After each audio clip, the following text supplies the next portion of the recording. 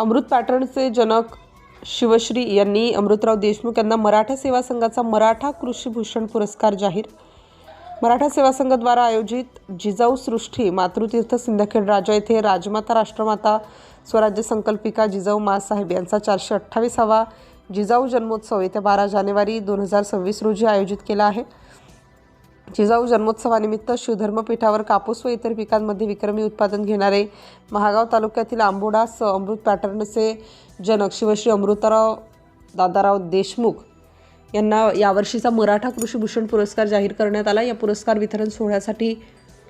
मराठा सेवा संघाचे संस्थापक अध्यक्ष आदरणीय शिवश्री पुरुषोत्तमजी खेडेकर साहेब, केंद्रीय मंत्री खासदार प्रतापरावजी जाधव व इतर मान्यवर तसेच लाखो जिजाऊ व शिवभक्त उपस्थित राहणार आहेत। अमृतराव देशमुख यांना मिळणारा हा मराठा कृषी भूषण पुरस्कार महागाव तालुका व यवतमाळ जिल्ह्यासाठी अभिमानाची गौरवाची बाब आहे,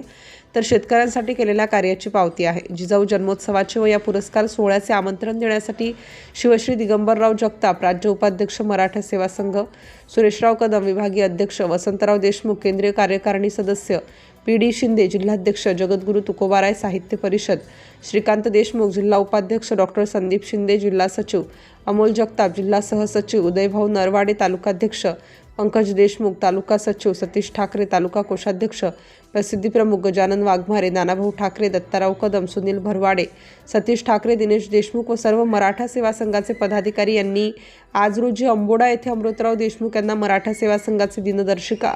निमंत्रण पत्रिका पुष्पगुच्छ देऊन निमंत्रण देऊन अभिनंदन केले व याप्रसंगी शुभेच्छा दिल्या। सिटी इंडिया न्यूजसाठी यवतमाळ प्रतिनिधी SK शब्बीर।